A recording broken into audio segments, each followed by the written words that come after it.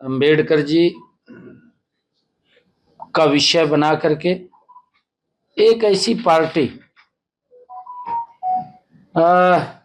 एक कहावत भी है, कहावत ही है कि जिनके अपने खाते खराब है दूसरों के ऊपर उंगलियां उठाते हैं।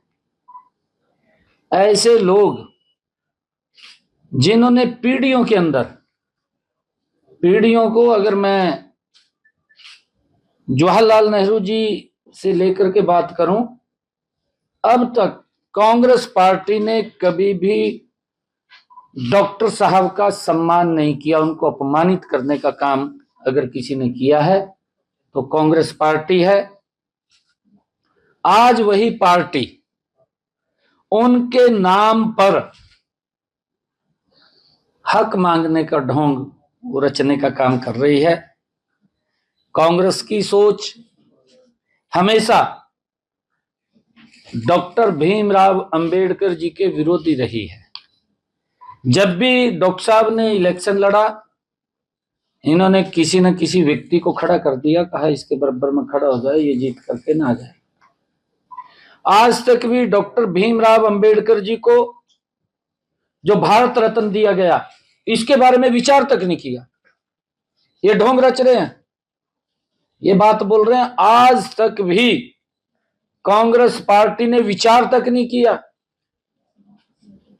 कांग्रेस पार्टी ने जो उसके डॉक्टर भीमराव अंबेडकर जी के पवित्र स्थल थे, इनके समय में क्या स्थिति उन स्थलों की थी, कम से कम कांग्रेस के नेताओं को आगे आकर के बताना चाहिए कि हमने ये सुधार किए थे।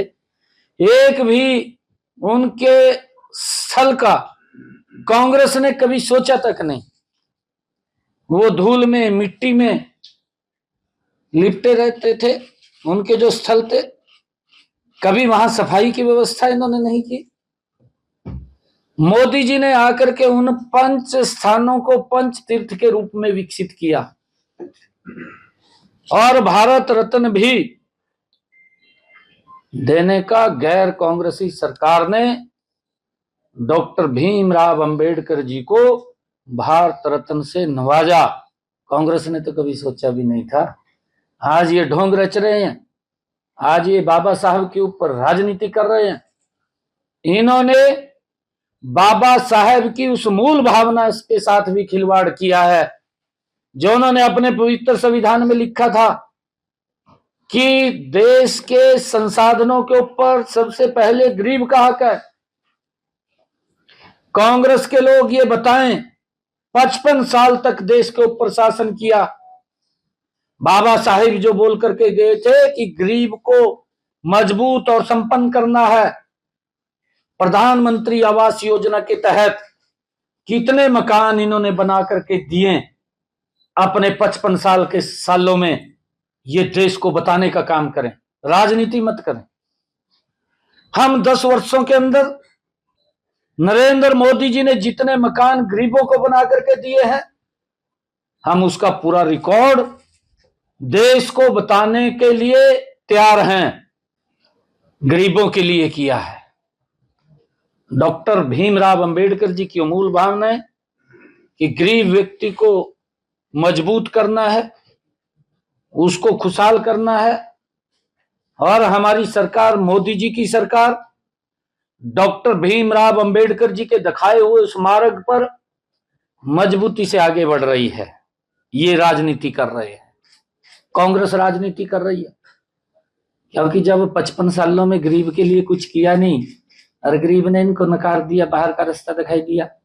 ये हमारे हरियाणा के अंदर देश में पहले तो ये उस पवित्र संविधान की बुक को लेकर के राहुल बाबा भी घूम रहा था पूरे देश के अंदर। अरे भाई, तू बुक तो लेकर घूम रहा, तेरे को हम रोकते नहीं भी था, क्यों बुक लेकर घूम रहा?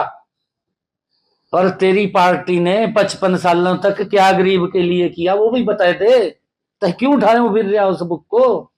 वो काम भी होंगे, वो बताने का काम कर, राजनीति मत कर। परंतु लोगों के अंदर ये भय पैदा कर दिया, मोदी जी अगर बन गए इस संविधान को खतरा हो जाएगा। मैं कांग्रेस के नेताओं को ये बात कहना चाहता हूं, नरेंद्र मोदी के नेतृत्व में ये देश के 140 करोड़ लोग उस पवित्र संविधान के अनुरूप मजबूती से आगे बढ़ रहे हैं। ये भारत उस पवित्र संविधान को लेकर के विकसित राष्ट्र बन रहा है। इसकी चर्चा गरीब व्यक्ति भी कर रहा है। इन्हीं 10 वर्षों में गरीब व्यक्ति ने शुरू की है। यही सरकार है जो हमारे वेलफेयर के लिए काम कर रही है, हमारी मजबूती के लिए काम कर रही है। खतरा संविधान को नहीं है, खतरा कांग्रेस पार्टी को है।